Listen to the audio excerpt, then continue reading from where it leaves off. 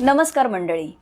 आज आपण जी गोष्ट ऐकणार आहोत ती आहे सुप्रसिद्ध लेखक रणजित देसाई यांच्या बारी या कादंबरीतली. रणजित देसाईंनी लिहिलेली ही पहिलीच कादंबरी. कोल्हापूरहून बेळगावला जाताना वाटेत सुतगट्टी हे गाव लागते. तिथून काकती गावापर्यंतची 15-20 मैलापर्यंतची दाट जंगलाने वेढलेली वाट सुतगट्टीची बारी म्हणून ओळखली जाते. त्या सुतगट्टीच्या बारीची आणि तिच्या आश्रयाने वाढणाऱ्या बेरड जमातीची ही गोष्ट आहे. बेरड जमातीचे परंपरागत जीवन, त्या जीवनात होऊ लागलेली स्थित्यंतरे आणि या जमातीच्या भविष्याविषयीची काळजी या सर्वातून बारी ही कादंबरी निर्माण झाली आहे. बेरडवाडीचा तेग्या हा या कादंबरीचा नायक आहे. तरुणपणापासून म्हातारपणाची छाया येईपर्यंतचे तेग्याचे जीवन या कादंबरीत टप्प्याटप्प्याने आले आहे. चला तर मग सुरुवात करूयात गोष्टीला. रानातल्या पायवाटेने तेग्या वस्तीच्या दिशेने झरझर पावले टाकत होता. तो नदीकाठी पोहोचताच त्याला कसला तरी आवाज आला. पाण्यात काहीतरी खळबळत असल्याचे त्याला वाटले. नदीत एखादा जंगली प्राणी आला असेल म्हणून त्याने गडबडीने त्याची कुऱ्हाड बाहेर काढली आणि हळूहळू आवाजाच्या दिशेने पुढे सरकू लागला. जवळ पोहोचताच नदीच्या काठाला एक व्यक्ती त्याला ओणवी उभी असलेली दिसली. ती त्या नदीत टाकलेल्या भाऱ्यात अडकलेले मासे शोधून स्वतःच्या घोंगडीच्या खोळीत टाकत होती. हे पाहून तेग्याला खूप राग आला, कारण ते भारे त्यानेच मासे पकडण्यासाठी पाण्यात सोडले होते आणि आता त्याच्या भाऱ्यातलेच मासे त्याच्या डोळ्यासमोरच कुणीतरी चोरत होते. आवाज न करता हळूहळू चालत तेग्या त्या व्यक्तीच्या मागे येऊन उभा राहिला आणि ओणव्या झालेल्या त्या व्यक्तीचा त्याने हात पकडला. त्या व्यक्तीच्या तोंडातून एक अस्पष्ट किंकाळी बाहेर पडली. त्या व्यक्तीच्या डोक्यावरची घोंगड्याची खोळ खाली पडली. त्या व्यक्तीने चमकून मागे पाहताच तेग्या त्या व्यक्तीकडे पाहतच राहिला, कारण त्याला चुकून सुद्धा वाटलं नव्हतं की ती मासे पकडणारी एखादी बाई असेल. तेग्यासमोर 15-16 वर्षाची एक मुलगी उभी होती. तिचे भीतीने डोळे विस्फारले गेले होते. तेग्या स्वतःला सावरून त्या मुलीला ओरडू लागला. म्हणाला की त्याला संशय होताच की रोज रोज कोणीतरी त्याचे मासे चोरते म्हणून. आज बरी सापडलीस, आता तुला गावात नेऊन तुझी वरातच काढतो, असे तो म्हणाला. आता त्या मुलीची भीती सुद्धा थोडी कमी झाली होती. ती फणकाराने म्हणाली की ती काही रोज मासे चोरत नाही आणि हे मासे काही त्याच्या बापाने दिले नाहीयेत. बापाचे नाव घेताच तेग्या अजून संतापला आणि त्याने तिच्या कानाखाली मारली. तशी ती मुलगी कळवळली. तिच्या डोळ्यात पाणी दाटले. म्हणाली, मासे घे हवं तर, पण मला सोड. तेग्याने क्षणभर तिचा चेहरा निरखला. त्याची कुऱ्हाड जवळच्या झाडात खचकन मारून तिचा हात सोडला आणि घोंगडीची खोळ उचलण्यासाठी तेग्या वाकला. तिची नजर झाडात रुतलेल्या कुऱ्हाडीकडे गेली. तिने क्षणात झेप घेऊन ती कुऱ्हाड घेतली आणि तेग्यावर ती खोळ खाली ठेव म्हणून ओरडली. तिचा तो आवेश पाहून तेग्या सुन्न झाला. नकळत त्याने खोळ खाली ठेवली. तेग्याच्या डोळ्याला डोळा देत ती म्हणाली, एकटी मुलगी पाहून तोरा दाखवत होतास काय? पण माझे नाव पण नागी आहे. चन्नट्टीच्या कल्लूची मी नात आहे. तिने तेग्याला मागे सरकायला लावले आणि ती खोळ उचलून ती क्षणात तिथून नाहीशी झाली. बेरडवाडीचा नाईक असलेला तेग्या घडल्या प्रकारामुळे चकित होऊन काही क्षण तसाच उभा राहिला. एका मुलीने आपल्याला कसे फसवले याचा विचार करत तो बेरडवाडीच्या दिशेने चालू लागला. तो घरी पोहोचला तेव्हा त्याचा मामा मल्ला जेवण करून चिली मोडत बाहेरच्या कट्ट्यावर बसला होता.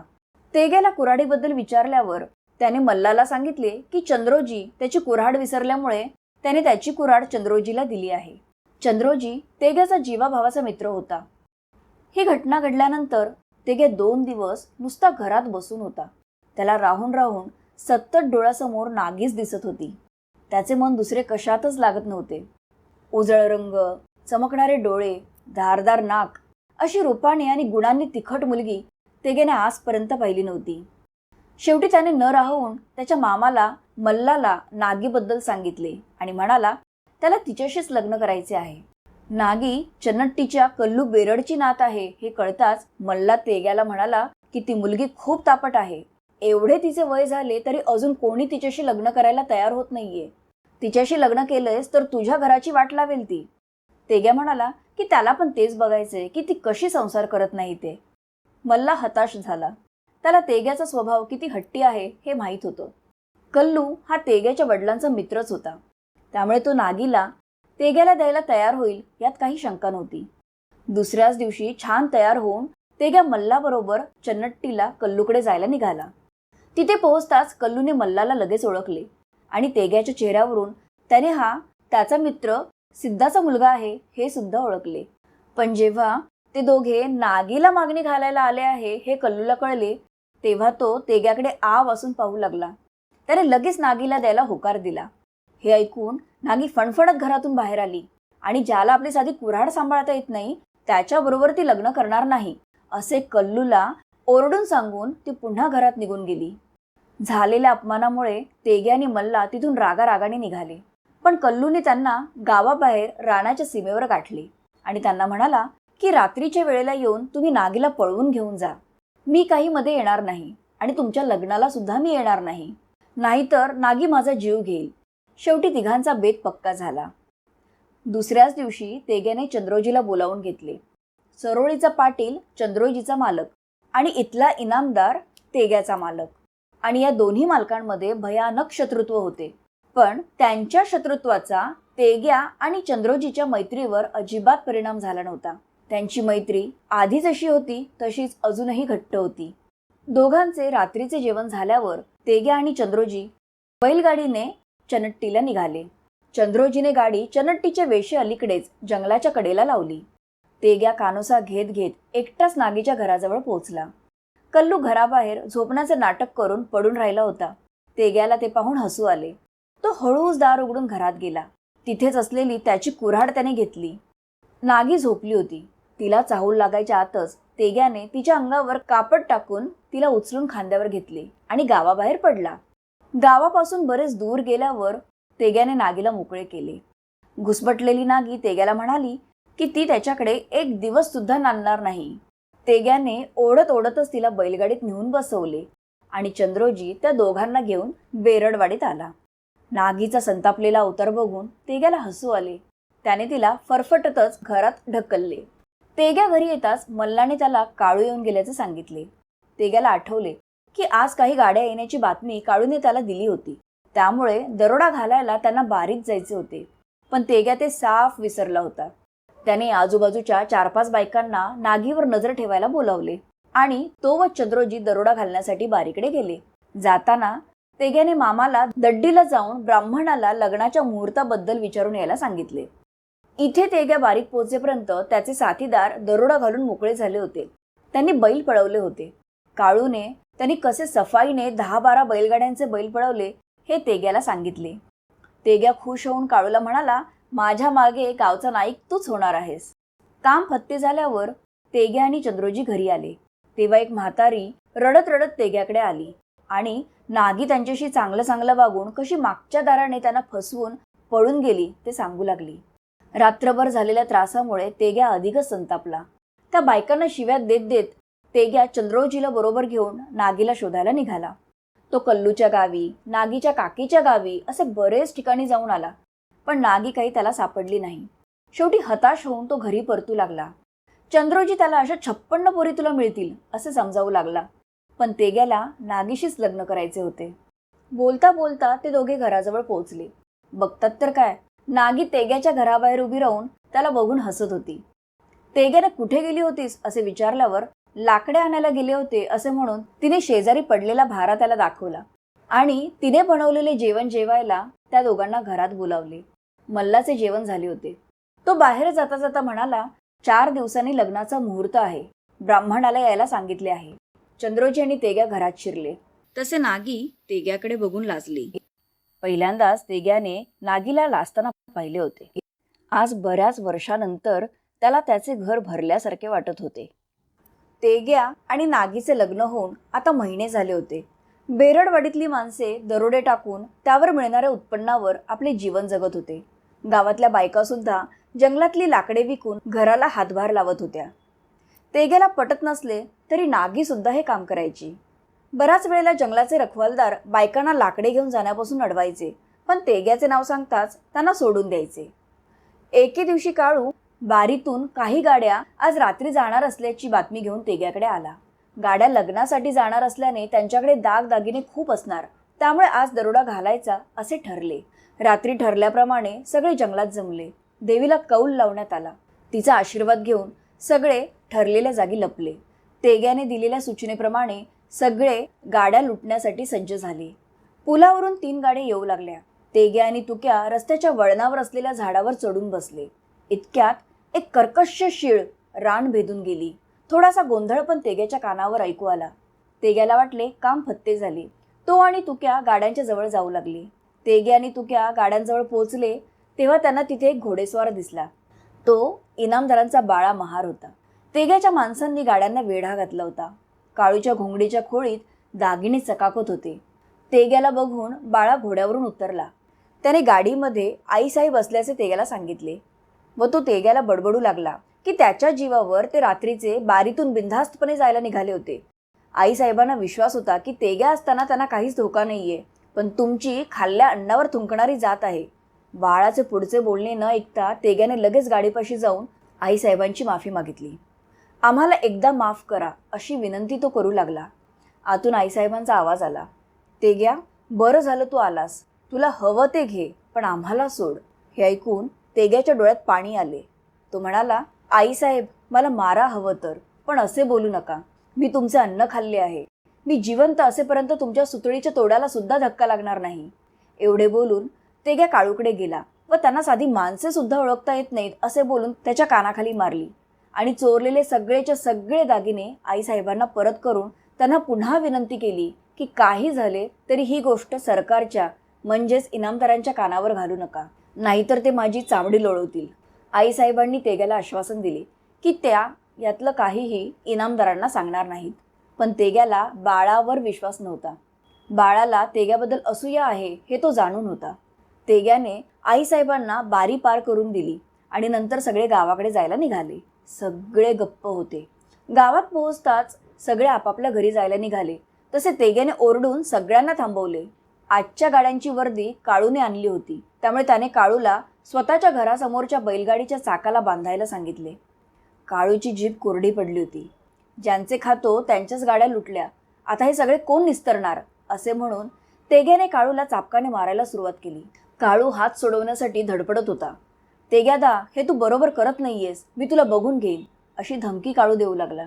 पण तेग्या त्याचे काही न ऐकता मारत सुटला होता. एवढ्यात नागी जंगलातून लाकडे घेऊन तिथे आली आणि तेग्याला तिने अडवले. तेग्या हातातला चाबूक टाकून घरात निघून गेला. नागी काळूचे हात सोडवून त्याला कट्ट्यावर घेऊन आली. काळू विवळत कट्ट्यावर आडवा झाला. त्याची पाठ रक्ताने माखली होती. नागीने पटकन हळदीचा लेप त्याच्या पाठीला लावून दिला. त्याला तांब्यावर पाणी प्यायला दिले. पाणावलेल्या डोळ्यांनी काळू नागीला म्हणाला, अक्का, तू होतीस म्हणून मी आज वाचलो, नाहीतर तेग्यादाने तर माझा जीवच घेतला असता. थोडे बरे वाटल्यावर बाकी माणसे काळूला घेऊन त्याच्या घरी गेली. नागीने घरी आल्यावर तेग्याला त्याने असे का केले ते विचारले. तेग्याने नागीला घडलेला सगळा प्रसंग सांगितला. नागी तेग्याला धीर देत म्हणाली, आईसाहेब काही मालकांना सांगणार नाहीत आणि त्या बाळाने सांगितले तर तू सुद्धा त्यांना जे काही घडले ते खरं खरं सांग. तू दसऱ्याला वाड्यावर जातोसच, त्याच वेळेला मालकांना खरं काय ते सांगून टाक. तेग्या उठला. रात्रीच्या जागरणाने त्याचे डोळे जड झाले होते. त्याने कपडे घातले आणि नदीची वाट धरली. पण त्याला डोळ्यांसमोर सारखा इनामदारांचा वाडा दिसत होता. गोठ्यातल्या गुरांना गवत टाकून तेग्या कट्ट्यावर बसला होता. इतक्यात काळू डोक्याला भगवा पटका, अंगावर ठेवणीतले कपडे घालून तिथे आला. तेग्याने त्याला इतके नवऱ्यासारखे सजलेले पाहून 4 दिवस तो कुठे गेला होता ते विचारले. काळू म्हणाला, तो सुतकट्ट्याला संग्या बाळ्याचा खेळ बघायला गेला होता. काळू उत्साहाने सांगू लागला की तिथे खेळासाठी चिमणा आणली होती. अशी बाई त्याने कधीच बघितली नाहीये. सोन्याहून पिवळी, अगदी दुकानातल्या भावलीसारखी, कशी मोरासारखी नाचत होती. तेग्यासुद्धा डोळे विस्फारून ऐकत होता. काळूने तेग्याला आपल्या पण गावात असा खेळ करूयात असे सुचवले. तेग्याला ती कल्पना आवडली. त्याने ती गावकऱ्यांसमोर मांडली. सगळे उत्साहाने तयार झाले. खूप दिवसांनी गावात खेळ होत असल्याने म्हातारी माणसे सुद्धा हरकली होती. काळू तालीम मास्तर घेऊन आला. हलगी कडाण्यांचे जोड टाळ येऊन पडले. काळूच्या घरातून रात्री अपरात्री तालिमींचे आवाज येऊ लागले. तेग्या मास्तरांबरोबर गाणी म्हणण्याची प्रॅक्टिस करू लागला. मग एक दिवस तेग्या काळूला घेऊन अलीतग्याला जाऊन चिमणा सुद्धा ठरवून आला. चिमणा कशी तेग्याशी गुलुगुलू बोलत होती यावरून काळू त्याला चिडवू लागला. तेग्याचे रात्रंदिवस गुणगुणणे सुरूच होते. त्याच्या या नवीन वेडाने नागी मात्र अस्वस्थ झाली होती. खेळ आता 8 दिवसांवर आला होता. काळू आणि तेग्या दड्डीला सावकाराकडून पैसे उसने आणायला गेले. सुरुवातीला सावकाराने पैसे द्यायला नाटकं केली, पण तेग्याने धमकावताच त्याला हवे तेवढे पैसे त्याने दिले. आता 4 दिवसांवर खेळ येऊन ठेपला होता. पहाटे पहाटेच काळू तेग्याकडे चिमणाला आणण्यासाठी म्हणून त्याला घेऊन जायला आला. पण नागी काही तेग्याला सोडायला तयार नव्हती. शेवटी कसेबसे समजावून ते चिमणाला आणायला निघाले. अलीतग्याला ते पोहोचले तेव्हा चिमणा त्यांची वाटच बघत होती. तेग्याने चिमणाला गाडीत त्याच्या बाजूला बसवले व तो गाडी पळवू लागला. गाडीच्या हादऱ्याने चिमणा हेलकावे घेत होती. तेग्याच्या पाठीवर पडत होती. तेग्याला तो स्पर्श सुखावह वाटत होता. थोड्याच वेळात ते बेरडवाडीला पोहोचले. तेग्याने गाडी राम्याच्या घरासमोर उभी केली. तिला घरात पोहोचवून तेग्या त्याच्या घरी आला तर नागी रुसून बसली होती. मग तेग्यानेच तिच्याशी बोलायला सुरुवात केली. खेळासाठी आता मांडव उभा राहिला, पडदा तयार झाला, रंगमंच सुद्धा उभा राहिला. या सगळ्या गडबडीत तेग्या दिवसभर जेवला नव्हता. तो घरी जायला निघाला तेव्हा वाटेत राम्याचं घर त्याला लागले. त्याची पावले आपोआपच चिमणाच्या खोलीकडे वळली. चिमणा जेवायलाच बसणार होती. मग तेग्या तिथेच गप्पा मारत मारत चिमणाच्या हातचे पोटभर जेवला आणि घरी गेला. शेवटी खेळाचा दिवस उजाडला. सकाळीच तेग्याचे कपडे आले. दुपारी तेग्या चिमणाकडे गेला तर ती डोक्याला हात लावून बसली होती. तेग्याने विचारताच तिने सांगितले की यायच्या गडबडीत ती तिचे दागिनेच आणायला विसरली. आता आली का पंचायत? आता काय करायचे? मी दागिन्यांची व्यवस्था करतो असे म्हणून तेग्या तिथून निघाला. नागीकडे दागिने होते पण ते तिला कसे मागायचे याचा विचार करत करत तो घरी येऊ लागला.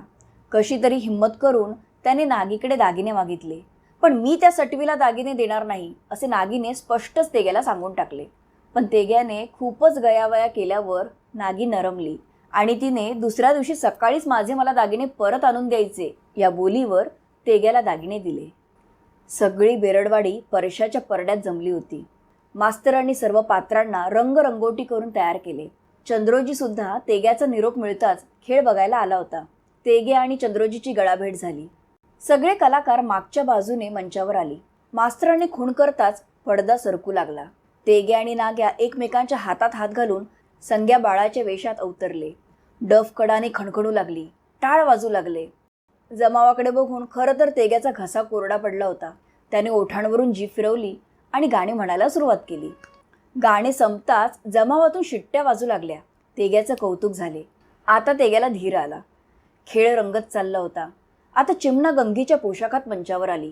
तिचे रूप, तिने चापून चोपून नेसलेली साडी आणि त्यावर चमकणारे नागीचे दागिने, तिला पाहून लोकांचे भान हरपले. चिमणाच्या पहिल्याच गाण्याला सगळे धुंद झाले होते. मग संग्या गंगीचे सवाल जवाब सुरू झाले. खेळ रंगत चालला होता. लोक खेळ बघण्यात बेधुंद झाले होते. शेवटी खेळ संपला. रात्र संपून दिवस केव्हा उजाडला हे सुद्धा कोणाला समजले नाही. खेळ संपताच चंद्रोजी मंचावर चढला आणि त्याच्या डोक्यावरचा पटका त्याने तेग्याला बांधला. अनेकांनी तेग्याचा सत्कार केला.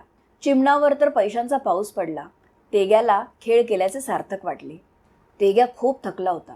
घरी जाऊन तो जो झोपला ते दुपारीच त्याला जाग आली. तो आळसावला होता. नागी त्याच्या उठण्याचीच वाट बघत बसली होती. तो उठताच रागाने माझे दागिने कुठे आहेत असे नागीने त्याला विचारले. तिचा प्रश्न ऐकताच तेग्याचा आळस कुठच्या कुठे पळाला. तो उसने अवसान आणून म्हणाला, दागिने कुठे पळून जाणार आहेत? मी संध्याकाळी आणून देतो. पण रात्री सुद्धा त्याने दागिने आणले नाहीत. नागी आता अस्वस्थ झाली होती. पहाटे तिला जाग आली तेव्हा तेग्या तिला बाजूला दिसला नाही. गडबडीने उठून ती बाहेर आली तर राम्या बेरडाच्या घरासमोर गाडी उभी होती. चिमणा तिच्या गावाला परत निघाली होती. नागी जवळ जाताच माणसांच्या घोळक्यात मधोमध तिला चिमणा तिचे दागिने घालून उभी राहिलेली दिसली. तेग्या दात काढून तिच्याशी बोलत होता. चिडलेली नागी चवताळलेल्या नागिनीसारखी चिमणाला जाऊन भिडली आणि तिला दागिने द्यायला सांगितले. आधी चिमणाने तिला नकार दिला, पण तेग्या तिथून नाहीसं झालेला बघून चिमणा घाबरली आणि नाईलाजाने तिला नागीचे दागिने परत करावे लागले. नागी कुणाकडेही न पाहता घरची वाट चालू लागली. घराच्या कट्ट्यावर तेग्या गवताचा भारा टाकत होता. नागी त्याच्या जवळूनच घरात गेली पण त्याच्याशी काही बोलली नाही. तेग्या कट्ट्यावर बसला तसा मल्लाने घोंगड्याबाहेर मान काढून त्याला चिमणा गेली का म्हणून विचारले. तर एक उसासा टाकून तेग्या म्हणाला, गेली. दरवर्षी तेग्या दसऱ्याला इनामदारांच्या म्हणजेच आप्पासाहेबांच्या वाड्यात खुशालीसाठी जायचा. आप्पासाहेब त्याला खुशाली म्हणून 10 रुपये व पटका द्यायचे. आईसाहेब त्याला आग्रहाने वाड्यावर राहायला लावायच्या आणि जेवण करूनच तेग्या वाडा सोडायचा. इनामदारांनी दिलेला फेटा बांधून जेव्हा तो दिमाखात रस्त्याने जाऊ लागायचा तेव्हा सगळ्यांच्या नजरा त्याच्यावर खिळायच्या. पण आज जेव्हा तो वाड्यात जाण्यासाठी निघाला तेव्हा त्याची मान खाली होती. त्याचे पाय अडखळत होते. वाड्याच्या पहिल्या चौकातच त्याला बाळा भेटला. बारीक घडलेला सगळा प्रकार बाळाने इनामदारांना सांगितल्याचे बाळाकडूनच तेग्याला कळले. तेग्या मनातून पूर्णपणे ढासळला. त्याने घाबरतच वाड्याचा मुख्य चौक ओलांडला आणि अंगात मलमली सदरा, पायात इराणी विजार घातलेले इनामदार बाहेर येताना त्याने पाहिले. तेग्याने जाऊन त्यांना मुजरा केला. इनामदार तेग्याला सुनवू लागले की तोंड दाखवायला त्याला लाज वाटली नाही का? ज्यांचे अन्न खाल्ले त्यांनाच लुटायची कशी हिंमत झाली? तेग्याने त्याची बाजू मांडायला सुरुवात केली. तो म्हणाला, त्यावेळेला काहीतरी गैरसमज झाला होता. त्यांना माहीत नव्हते की त्या गाड्या इनामदारांच्या आहेत. पण इनामदार काही ऐकून घेत नव्हते. ते त्याला बेईमान म्हणू लागले. यावर तेग्या म्हणाला, आमची बेरड्याची जात आहे. आम्ही बेईमान नाही आहोत. हवे तर त्या चुकीची भरपाई म्हणून जीवसुद्धा देईन मी. हे ऐकून इनामदारांचे डोळे वेगळ्याच तेजाने चमकले. त्यांनी तेग्याला आतल्या खोलीत बोलावले. तेग्याचा जीव कसल्या तरी संकटाच्या चाहुलीने घाबराघुबरा झाला. त्याला घाम फुटला. इनामदार त्याला म्हणाले, तो सरोळीचा पाटील खूप माजला आहे. मला धमक्या देत आहे. त्याचा काटा तुला काढायचा आहे. सरोळीचा पाटील म्हणजे त्याच्या जीवाभावाच्या मित्राचा, चंद्रोजीचा मालक. त्यामुळे ते काम ऐकून तेग्याचा धीर सुटला. त्याच्या डोळ्यातून अश्रू वाहू लागले. त्याने इनामदारांचे पाय धरले व दुसरी कुठलीही कामगिरी द्या, पण ही नको, असे तो गयावया करू लागला. पण इनामदारांनी काही ऐकले नाही. शेवटी नाईलाजाने तेग्या त्यांना म्हणाला की तुम्ही माझा घात केला आहे.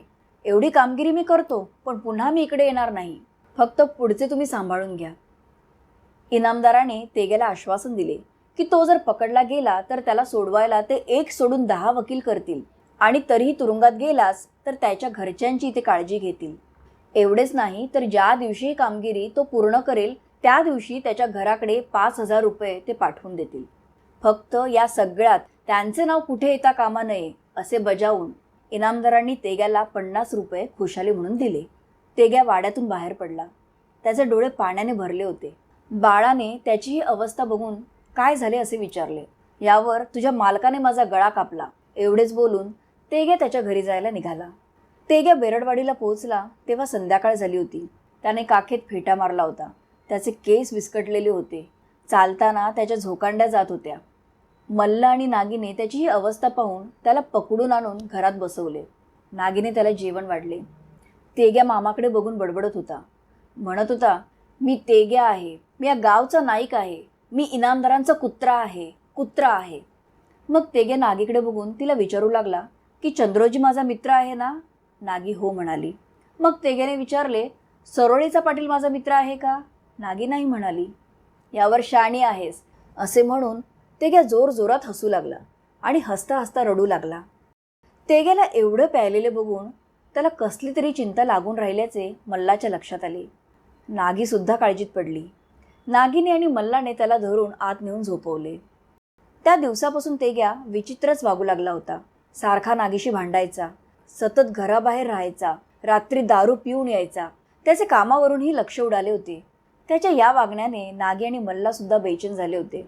कधीतरी संध्याकाळच्या वेळी त्याच्या साथीदारांना बरोबर घेऊन तो बोलत बसायचा. एके दिवशी न राहून नागीने काळूला विचारलेच की नक्की काय चाललंय. काळू म्हणाला, आम्हाला पण नक्की माहीत नाही, पण तेग्या त्याचा काहीतरी मोठा बेत आहे. नागीने खूपदा तेग्याला विचारण्याचा प्रयत्न केला, पण शिव्या देण्यापलीकडे त्याने तिला काही कळू दिले नाही. अमावस्येचा दिवस जसा जवळ येऊ लागला तसा तेग्या अजूनच अस्वस्थ होऊ लागला. रोज संध्याकाळी कट्ट्यावर कुऱ्हाडीला धार लावत बसू लागला. एके दिवशी तेग्या नागीला म्हणाला, खूप दिवस झाले चंद्रोजीची भेट झाली नाही, तर तू त्याला निरोप पाठव आणि इथे राहायला यायला सांग. नागीच्या सुद्धा मनात आले की चंद्रोजी आल्यावर कदाचित तेग्याचे वागणे बदलेल. त्याच्या मनातल्या गोष्टी चंद्रोजी काढून घेऊ शकेल. नागीने दुसऱ्याच दिवशी सकाळी सरोळीला निरोप पाठवला. कोंबड्याचे जेवण बनवले. संध्याकाळी तेग्या घरी आला आणि त्याने नागीला जेवायला वाढायला सांगितले. नागी म्हणाली, पण आज तर चंद्रोजी येणार आहे, त्याच्याबरोबर नाही जेवणार?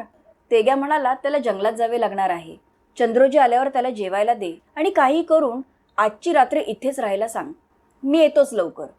तेग्याने पटापट जेवण उरकले आणि त्याची कुऱ्हाड घेऊन तो त्या अमावस्येच्या अंधारात नाहीसा झाला. तो जंगलात पोहोचला आणि थोड्याच वेळात त्याचे सगळे साथीदारही तिथे जमा झाले. तेग्याने सर्वांना सूचना दिल्या. मग सगळे तेग्याच्या पाठोपाठ जाऊ लागले. डोंगर पार करून ते सरोळीत पोहोचले. पाटलाचा वाडा गावाबाहेरच होता. सगळ्यांनी कपड्याने तोंड झाकून घेतले. ते वाड्याजवळ पोहोचताच तेग्याने वाड्याचे दार जोरजोरात ठोठावले. कंदील घेऊन एका म्हाताऱ्याने दार उघडले, पण त्याला काही कळायच्या आतच त्याचे तोंड आवळले गेले. सगळे हळूच वाड्यात घुसले. तसे तिथेच 5-6 जण अस्ताव्यस्त झोपलेले त्यांना दिसले. तेग्याने खून करताच त्याच्या साथीदारांनी त्या सर्वांच्या मुसक्या आवळल्या, पण तेवढ्यातही एक जण चोर चोर म्हणून जोरात ओरडला. त्या ओरडण्याने पाटील जागे झाले.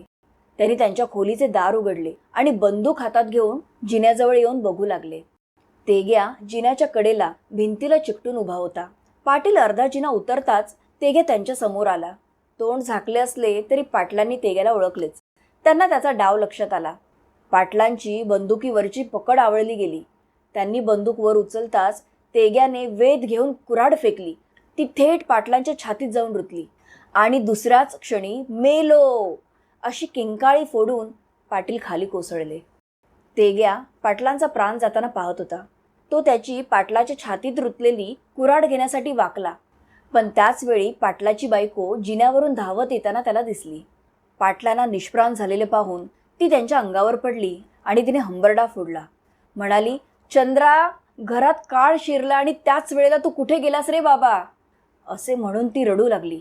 त्या शब्दांनी तेग्याचे काळीच फाटले आणि त्याची कुऱ्हाड न घेताच तो पाटलांच्या वाड्यातून साथीदारांबरोबर बाहेर पडला. जंगलात सुखरूप पोहोचताच तेग्याला धीर आला.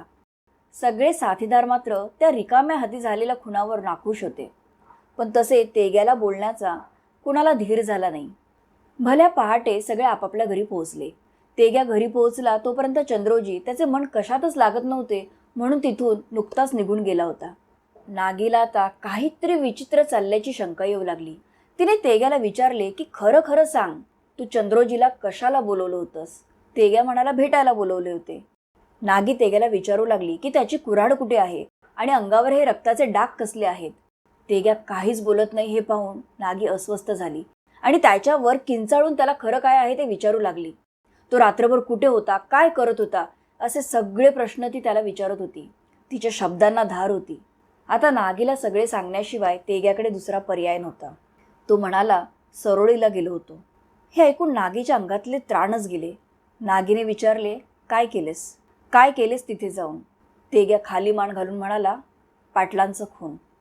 हे ऐकताच नागीच्या तोंडातून अस्पष्ट किंकाळी बाहेर पडली.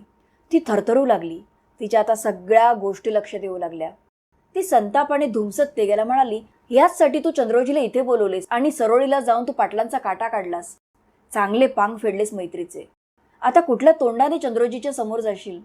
नागी बोलत होती. तेग्या मान खाली घालून ऐकत होता. राग शांत झाल्यावर नागी भानावर आली आणि तिने तेग्याला विचारले की त्याने असे का केले. तेग्याने वर पाहिले तर त्याचे डोळे अश्रूंनी भरले होते. अंग थरथर कापत होते. होते नव्हते ते सगळे अवसान गोळा करून तो म्हणाला, मी इनामदाराला शब्द देऊन बसलो होतो. आणि मग तेग्याने नागीला बारीला झालेल्या गाड्यांच्या गोंधळापासून ते दसऱ्याला वाड्यावर जाऊन इनामदारांच्या शपथेत अडकण्यापर्यंत जे काही घडले ते सगळे सांगितले. तेग्या हुंदके देऊ लागला. नागीने त्याच्या पाठीवरून हात फिरवताच त्याने तिला मिठी मारली आणि तो गदगदून रडू लागला. मला सोडून कुठेही जाऊ नकोस, असे नागीला म्हणू लागला. त्याला धीर देऊ पाहणाऱ्या नागीच्या डोळ्यातून सुद्धा आता अश्रू वाहू लागले होते. सरोळीच्या पाटलाचा खून झाल्यापासून तेग्या घरीच बसून असायचा. कुठे बाहेर गेला तरी 2-4 जण बरोबर घेऊन जायचा. रात्रंदिवस आता तो दारू पिऊ लागला होता. त्याला फासाची किंवा तुरुंगाची भीती वाटत नव्हती, तर त्याला त्याच्या डोळ्यासमोर सतत चंद्रोजी दिसत होता. आजपर्यंत त्यांच्या मालकांमध्ये असलेले शत्रुत्व त्यांच्या मैत्रीच्या आड आले नव्हते, पण या मालकांच्या भांडणात आपली मैत्री तुटणार तर नाही ना, अशी भीती त्या दोघांनाही वाटत होती. आणि तीच भीती आता खरी ठरली होती. तेग्या सारखा अस्वस्थ राहू लागला होता. नागीला सुद्धा त्याची काळजी वाटत होती. सगळी बेरडवाडीच अस्वस्थ झाली होती. प्रत्येकालाच तुरुंगाची भीती वाटत होती. यातच नागीला दिवस गेल्याचे तेग्याला कळले. तिला 3 महिने पूर्ण झाले होते. दुसऱ्या कुठल्याही प्रसंगी ही बातमी ऐकून तेग्याला आनंदच झाला असता, पण आता मात्र त्याला ती बातमी एका नवीन संकटाप्रमाणे वाटली. त्याचे पाय थरथर कापू लागले. त्याने भिंतीचा आधार घेतला आणि तिथेच आडवा झाला. नागी सुद्धा उंबरठ्यातच भकास नजरेने समोर बघत बसली होती. पाटलांचा खून होऊन आता 4 दिवस झाले होते, पण आतापर्यंत काही झाले नव्हते. त्यामुळे तेग्याची भीती जरा कमी झाली होती. एके दिवशी संध्याकाळी तो बाहेर कट्ट्यावर बसला असताना भीमाने धावत त्याच्याजवळ येऊन गाड्यांची वर्दी आली असल्याचे त्याला सांगितले. पण अजून 4 दिवस तरी घराबाहेर पडायला नको असे सांगून त्याने भीमाला परत पाठवले. एवढ्यात त्याला समोरून चंद्रोजी येताना दिसला. एरवी चंद्रोजी दिसला की पळत जाऊन त्याला कडकडून मिठी मारणाऱ्या तेग्याला आज साधे उठण्याचेही धैर्य झाले नाही. चंद्रोजी येऊन तेग्याच्या बाजूला बसला. त्याचा चेहरा पडला होता. चंद्रोजीने तेग्याला विचारले की 4 दिवसांपूर्वी त्याने त्याला का बोलवले होते. यावर सहज भेटायला असे उत्तर तेग्याने दिले. चंद्रोजीने विचारले, मला बोलवलेस आणि तू कुठे गेला होतास. तेग्याने विषय बदलण्यासाठी चंद्रोजीला नागीला दिवस गेल्याची बातमी दिली. चंद्रोजीच्या चेहऱ्यावर वेगळीच छटा उमटली. तो म्हणाला, बरं झालं, पण माझ्याकडे एक वाईट बातमी आहे. ज्या दिवशी मी इकडे आलो त्याच दिवशी माझ्या मालकाचा खून झाला. तुझ्या मालकाने डाव साधला. तेग्याने त्याला काहीच माहिती नसल्यासारखे दाखवून आता काय करणार असे विचारले. यावर चंद्रोजी म्हणाला, ज्याने कोणी खून केला असेल त्याला मी जिवंत सोडणार नाही. तेग्याने विचारले, पण खून कोणी केला. यावर चंद्रोजी तेग्याकडे एकटक पाहत म्हणाला, तू. तेग्या धीराने म्हणाला, माझी मस्करी करतोयस का. तेव्हा चंद्रोजीने त्याच्या जवळच्या पिशवीतून तेग्याची रक्ताचे डाग पडलेली कुऱ्हाड काढली. म्हणाला, ही कुऱ्हाड मालकाच्या छातीत रुतून बसली होती. चंद्रोजीचा आवाज कठोर झाला. त्याने तेग्याला तसे करण्याचे कारण विचारले. म्हणाला, तुला यायचंच होतं तर मी होतो तेव्हाच यायचे होते. माझा मालक माझ्या जीवावर बिनधास्त होता. आता मी कुठलं तोंड घेऊन मालकीनीसमोर जाऊ. हे सगळं दारामागे उभी राहून ऐकत असलेली नागी धावत आली आणि चंद्रोजीच्या पायाला पकडून एकदा तेग्याला माफ करा म्हणून विनवू लागली. चंद्रोजीने कसे बसे नागीला दूर केले आणि तेग्याला म्हणाला, तुझी कुऱ्हाड उचल आणि माझ्याबरोबर जंगलात चल. नागी भीतीने खाली कोसळली. तेग्या कुऱ्हाड घेऊन चंद्रोजीच्या मागे मागे जाऊ लागला. जंगलात शिरताच एका वडाच्या झाडाजवळ चंद्रोजी थांबला. त्याच्या मागेच मान खाली घालून तेग्या उभा होता. चंद्रोजीने तेग्याला लढायला तयार हो असे सांगितले. तेग्याने थरथरत्या हाताने कुऱ्हाड वर केली. तेग्या चंद्रोजीला म्हणाला, तुला माझा खून करायचा असेल तर कर. मी मागे हटणार नाही, पण मी तुझ्यावर कुऱ्हाड उगारणार नाही. हे ऐकून चंद्रोजी संतापला. त्याने तेग्याला आणि त्याच्या मालकाला शिव्या द्यायला सुरुवात केली. आता तेग्या चवताळला. दोघांमध्ये चांगलेच झुंपले. तेग्या चंद्रोजीवर वार करत होता आणि चंद्रोजी ते वार चुकवत होता. तेग्याचे भान पूर्णपणे हरपले होते. चंद्रोजी आता हवा तेवढा प्रतिकारही करत नाहीये हे सुद्धा तेग्याच्या लक्षात येत नव्हते. शेवटी तेग्या ओरडला, चंद्रा सांभाळ आता. आणि तेग्याने कुऱ्हाड जोराने खाली आणली. पण तेग्याच्या अपेक्षेप्रमाणे चंद्रोजीने त्याला अडवले नाही. खच असा आवाज करत ती कुऱ्हाड चंद्रोजीच्या मानेत घुसली. चंद्रोजी खाली कोसळला. हे पाहताच, हे काय केलंस चंद्रा असे म्हणून तेग्या रडू लागला. त्याचवेळी नागी सुद्धा तिथे पोहोचली होती. चंद्रोजीला अशा अवस्थेत पाहून ती सुद्धा रडू लागली. चंद्रोजी दोघांना म्हणाला, रडू नका. जे झाले तेच योग्य झाले, नाही तर माझ्या कुळाला बट्टा लागला असता. चंद्रोजीने तेग्याला नागीला जप म्हणून सांगितले. पुढे चंद्रोजी म्हणाला की मी इथे आलो आहे हे कोणालाच माहिती नाहीये, त्यामुळे मला इथेच कुठेतरी पुरा. तुझी कुऱ्हाड सुद्धा माझ्याबरोबर पुर आणि माझी कुऱ्हाड तुला घे. मी येतो आता. एवढं बोलून चंद्रोजीने एक काळपट रक्ताची उलटी केली आणि जीव सोडला. तेग्या नागी दोघेही चंद्रोजीच्या छातीवर मान टाकून रडू लागले. आता रात्र झाली होती. नागी जाऊन कुदळ फावडे घेऊन आली. तिच्याबरोबर मल्ला सुद्धा आला होता. तेग्या आणि मल्लाने वडाच्या झाडाखाली खड्डा खणून चंद्रोजीला उचलून त्यात ठेवले. तेग्या मटकन खाली बसून रडू लागला. मल्लाने त्याला समजावून बाजूला नेऊन बसवले आणि खड्डा बुजवायला सुरुवात केली. सगळं झाल्यावर ते घरी परतले. रात्री घरी परतल्यावर नागीने तेग्याचे कपडे चुलीत जाळून टाकले. त्याला मलमपट्टी केली. तेग्या नागीला म्हणाला की जर मला पोलिसांनी पकडले तर काही काळजी करू नका. इनामदारांकडे जा. तो तुम्हाला 5,000 रुपये देईल. तो तुमची सगळी काळजी घेईल आणि मला पण काही होणार नाही. मला सोडवण्यासाठी तो 10 वकील करेल.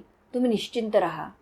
दुसऱ्या दिवशी सकाळी तेग्या घराबाहेर कट्ट्यावर बसला असताना भीमा आला आणि त्याने विचारले, तेग्यादा, काल आम्ही गाड्या लुटायला गेलो तेव्हा तू का आला नाहीस. तेग्याने विचारले, कोण होतं तुमच्याबरोबर. भीमा म्हणाला, काळू. काळूने आम्हाला तू मागून येणार आहेस म्हणून सांगितले. हे ऐकून तेग्याचे डोके फिरले.